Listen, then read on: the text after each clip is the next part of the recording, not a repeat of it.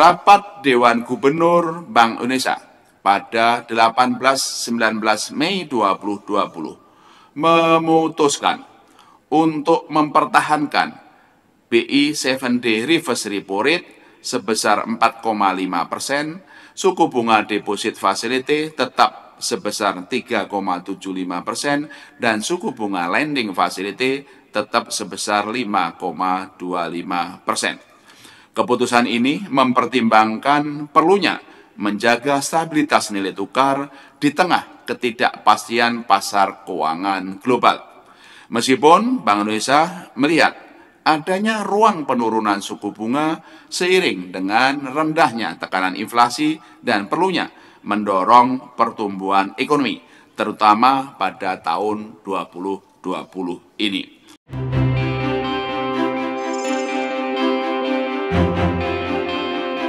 Bank Indonesia juga terus memperkuat bauran kebijakan yang diarahkan untuk memitigasi risiko penyebaran COVID-19, menjaga stabilitas pasar uang dan sistem keuangan, serta bersinergi dengan pemerintah dan otoritas terkait dalam mempercepat pemulihan ekonomi nasional. Di samping langkah-langkah yang telah dilakukan, Bank Indonesia menempuh langkah-langkah sebagai berikut. 1.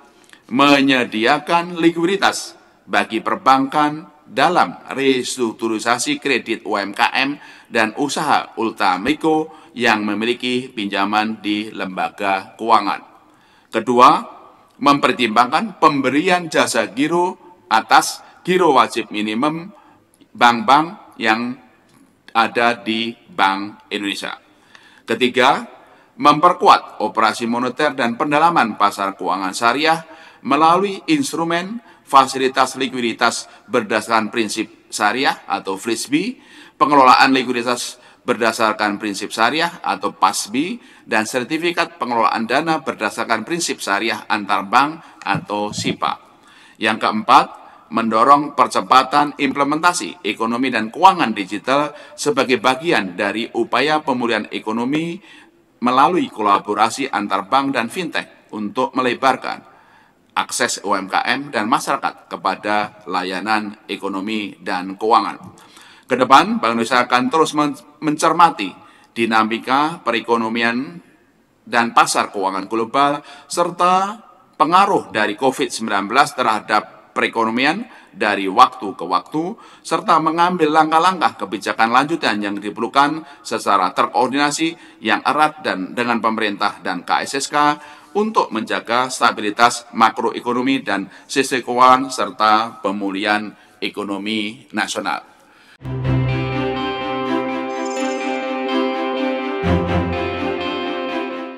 Kami melihat bahwa pandemi COVID-19 di global menurunkan pertumbuhan ekonomi dunia, sementara pengaruhnya terhadap ketidakpastian pasar keuangan dunia yang memuncak pada bulan Maret sekarang mulai mereda.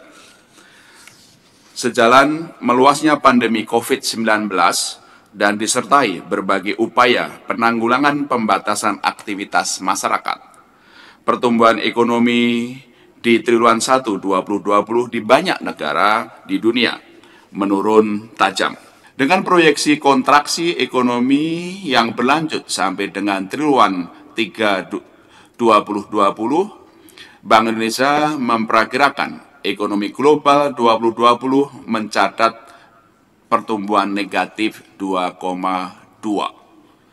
Pertumbuhan ekonomi dunia diperkirakan kembali meningkat pada tahun 2021 menjadi 5,2%, didorong dampak positif stimulus kebijakan yang ditempuh di banyak negara, serta faktor base effect secara statistik.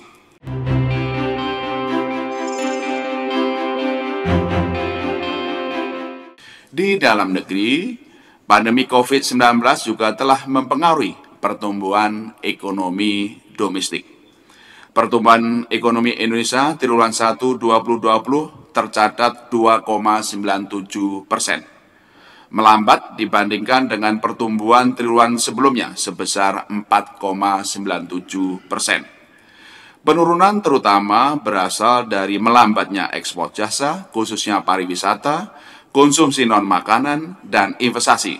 Dengan sektor yang paling terdampak terjadi di sektor perdagangan, hotel dan restoran atau PHR, sektor industri pengolahan, sektor konstruksi, dan subsektor transportasi. Sementara itu, kinerja komponen dan sektor yang terkait dengan penanganan COVID-19 berlangsung cukup baik, seperti tercermin pada konsumsi pemerintah dan konsumsi rumah tangga untuk makanan, kesehatan, dan pendidikan, serta sektor informasi dan komunikasi, jasa keuangan, jasa kesehatan, dan jasa lainnya. Data April 2020 mengindikasikan perlambatan pertumbuhan ekonomi Indonesia akan berlanjut, seperti tercermin dari kembali menurunnya survei penjualan eceran dan Purchasing Manager Index atau PMI. Bank Indonesia memperkirakan pertumbuhan ekonomi Indonesia pada tahun 2020 akan menurun sejalan dengan dampak COVID-19, lebih rendah dari perakiraan semula. Pada 2021, pertumbuhan ekonomi diperkirakan akan kembali meningkat, didorong oleh pemulihan ekonomi dunia yang mencatat pertumbuhan tinggi serta dampak positif dari berbagai stimulus kebijakan yang ditempuh baik oleh pemerintah, Bank Indonesia, OJK, maupun oleh dunia usaha.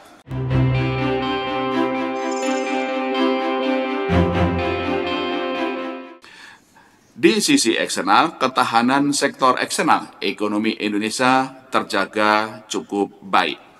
Defisit transaksi berjalan pada triwulan 1 2020 menurun menjadi di bawah 1,5% dari angka yang tercatat pada triwulan 4 2019. Defisit transaksi berjalan 2,8% dari PDB. Kondisi ini dipengaruhi oleh menurunnya impor sejalan melambatnya permintaan domestik sehingga meminimalkan dampak berkurangnya ekspor akibat kontraksi pertumbuhan ekonomi dunia. Sementara itu, transaksi modal dan finansial mengalami penurunan signifikan pada triwulan 1 2020 karena besarnya aliran modal keluar akibat kepanikan pasar keuangan global terhadap pandemi COVID-19. Aliran masuk modal asing kemudian kembali masuk mulai bulan April 2020 didorong oleh meredanya ketidakpastian pasar keuangan global serta tingginya daya saing aset keuangan domestik dan tetap baiknya prospek perekonomian Indonesia. Investasi portfolio sejak April 2020 hingga 14 Mei 2020 mencatat net inflow 4,1 miliar dolar Amerika Serikat. Setelah pada triwulan 1 2020 mencatat net outflow 5,7 miliar dolar Amerika Serikat. Posisi cadangan devisa akhir April 2020 meningkat menjadi 127,9 miliar dolar Amerika Serikat, setara dengan pembiayaan 7,8 bulan impor atau 7,5 bulan impor dan pembayaran utang luar negeri pemerintah, serta berada di atas standar kecukupan internasional sekitar 3 bulan impor. Bank Indonesia menilai posisi cadangan devisa ini lebih dari cukup untuk memenuhi kebutuhan impor dan pembayaran utang luar negeri pemerintah, serta kebutuhan untuk stabilisasi nilai tukar rupiah. Secara keseluruhan, Bank Indonesia memperkirakan defisit transaksi berjalan 2020 diperkirakan akan menurun menjadi di bawah 2% dari PDB dari perakiraan sebelumnya 2,5 sampai 3% PDB.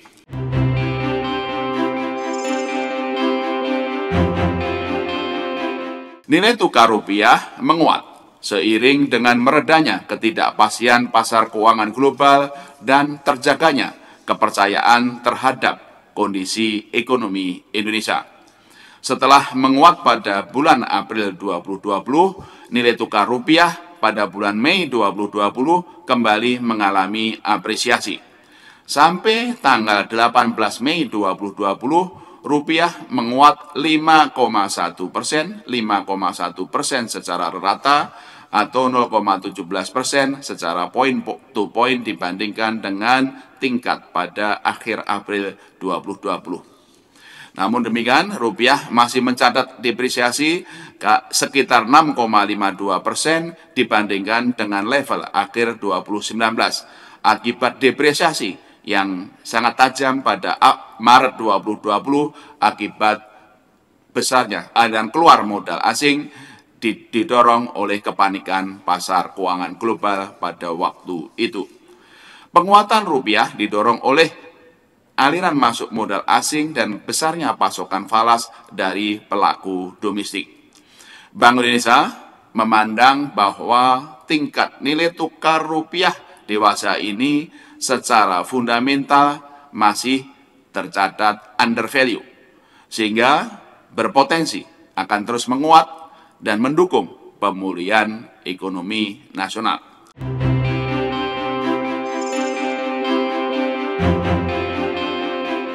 Inflasi tetap rendah dan mendukung stabilitas perekonomian. Inflasi IHK pada April 2020 tercatat 0,08%, 0,08% month-to-month, lebih rendah dari inflasi bulan sebelumnya sebesar 0,1% month-to-month. Inflasi yang rendah dipengaruhi oleh melemahnya permintaan sejalan dengan dampak COVID-19 serta tetap memadainya pasokan barang dan lancarnya rantai distribusi, seperti tergambar pada dinamika komponen inflasi. Dalam hal ini, inflasi inti menurun dipengaruhi oleh konsistensi kebijakan Bank Indonesia dalam mengarahkan ekspektasi inflasi sesuai sasaran yang ditetapkan. Demikian juga, inflasi kelompok volatile food mengalami deflasi, terutama dipengaruhi oleh koreksi harga di beberapa komoditas akibat melambatnya permintaan serta memadainya pasokan. Sementara itu, kelompok Administered Prices juga mencatat deflasi, terutama didorong oleh berlanjutnya koreksi tarif angkutan udara. Dengan perkembangan tersebut, secara tahunan inflasi IHK pada April 2020 tercatat 2,67%, menurun dibandingkan dengan inflasi bulan sebelumnya 2,96%. Kedepan, Bank Indonesia terus akan secara konsisten menjaga stabilitas harga dan memperkuat koordinasi kebijakan dengan pemerintah, baik di tingkat pusat maupun daerah, untuk mengendalikan inflasi agar tetap rendah dan stabil di dalam sasaran, yaitu sebesar 3% plus minus 1% pada tahun 2020 dan 2021.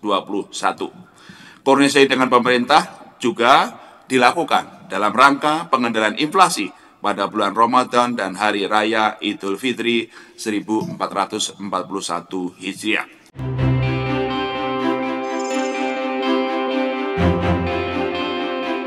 Kondisi likuiditas perbankan tetap memadai dan mendukung berlanjutnya penurunan suku bunga. Likuiditas perbankan yang memadai tercermin pada rata harian volume puat April 2020 yang tetap tinggi, yaitu 9,2 triliun rupiah, serta rasio alat likuid terhadap dana pihak ketiga yang tetap besar, yaitu 24,16% pada bulan Maret 2020. Perkembangan ini berdampak positif pada penurunan suku bunga, baik di suku bunga rata-rata PUAP maupun suku bunga JIBOR. Demikian juga rata tertimbang suku bunga deposito dan kredit juga tercatat 5,92% dan 10,17%, atau menurun masing-masing 11 basis point dan 19 basis point dari angka Maret 2020. Perkembangan tersebut sejalan dengan kebijakan Bank Indonesia yang terus menjaga kecukupan likuiditas dengan melakukan injeksi likuiditas di pasar uang dan perbankan atau yang sering disebut quantitative easing.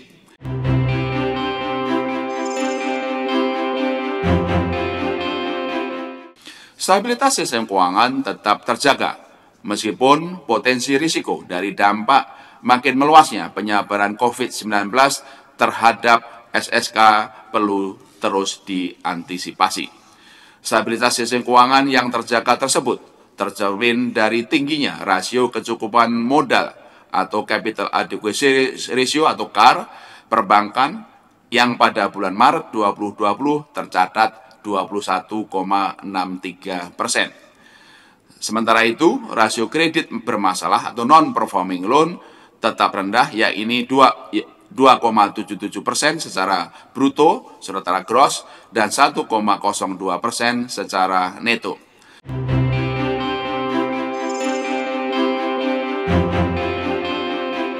Kelancaran sistem pembayaran baik tunai maupun non-tunai tetap terjaga. Kedepan, Bank Indonesia terus meningkatkan peran sistem pembayaran dalam mendukung upaya pemulihan ekonomi dari COVID-19. Untuk itu, Bank Indonesia terus mendorong digitalisasi layanan keuangan dengan memperluas akses dan literasi keuangan melalui pembayaran digital, termasuk kelanjutan dukungan Bank Indonesia pada penyaluran program bantuan sosial non-tunai serta transaksi keuangan pemerintah daerah. Sebagai persiapan menyambut Hari Raya Idul Fitri, Bank Indonesia juga terus memperkuat kesiapan operasional, kelancaran, keamanan, dan keandalan sistem pembayaran, baik yang diselenggarakan Bank Indonesia maupun penyelenggara jasa sistem pembayaran atau PJSP, serta memastikan penyediaan uang layak edar yang higienis.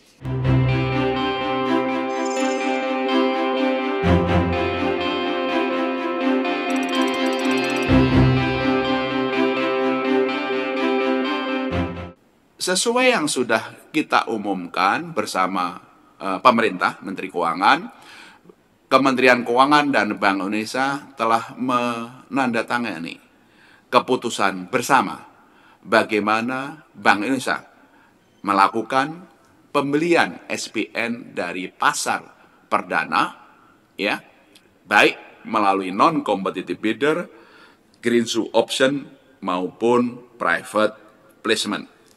Di dalam kesepakatan keputusan bersama tadi, Bank Indonesia dapat membeli melalui non-competitive bidder maksimum 25% dari target lelang maksimum yang disampaikan oleh pemerintah. Kalau target maksimumnya 30, kami bisa membeli maksimum 7,5 triliun. Dalam pasar non-competitive bidder itu dirasakan memang targetnya belum dicapai, Bank Indonesia bisa melalui green shoe option, ya, dengan target lelang sama dengan yang di non-competitive bidder. Dan apabila ini tidak mencukupi, kami juga bisa melalui pembelian melalui private placement sesuai dengan harga tinggi, sesuai dengan kebutuhan pemerintah.